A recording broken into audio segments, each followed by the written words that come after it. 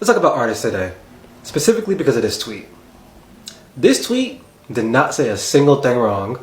This talks about an issue that has somehow persisted for well over a decade now and sometimes feels like it's getting worse instead of better, and that is the severe underappreciation for digital artists. This Twitter user goes on to explain how the wealthy in previous times were actually willing to throw a lot of money into artists, like actually invest in these people and make sure that they were fed, housed, the whole 9 yards. And how nowadays that kind of mentality towards artists is kind of gone almost. I won't say completely, but it's definitely depreciated. I think the unfortunate truth is that there's a disconnect for people when it comes to physical art versus digital art. The original tweet there is using examples of like sculptures. Sculptures are huge, they're magnified, they have a certain grandiose aspect to them that require you to get out of your home, go to a museum, and make it an experience. It puts your brain into a different place of like appreciation mode. The problem that I think digital artists often face is that their work is often great. It's awesome. I know some phenomenal digital artists. I paid some phenomenal digital artists. The problem is that for a lot of them, when they're just getting out there and you're posting your artwork online,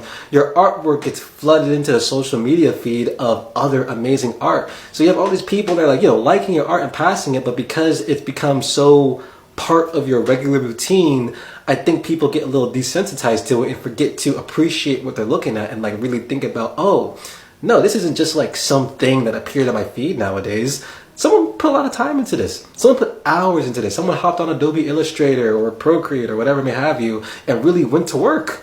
And if you need more evidence past social media, look at the way that job listings treat artists. Essentially, because a lot of these corporations don't really understand the logistics of what they're asking, or they don't really understand the like painstaking power that goes into it, they are asking one person to do the rule of 5 while still paying them for the role of one person, and usually not even that well. And if you want a super recent example, let's look at AI art. As fun as AI art is to use and to like play around with, it is done through the fruit and labor of real digital artists who put countless hours into it and then had their stuff used without their consent. No, I'm not calling you evil or weird for playing around with AI art. It's fun and you want to see what will happen and where it will go. But do understand that it didn't just come from nothing. These pixels didn't just come up with these things itself. AI works with machine learning, and what it learned from was the work of other people, thousands of hours of work at that. And a lot of these people are going underappreciated and often nameless because they don't know how to pinpoint who they even took the inspiration from. So a lot of their work is just being used, and it sucks. So honestly, the reason I'm making this video is I'm just asking you to appreciate the artist in your life a little bit more,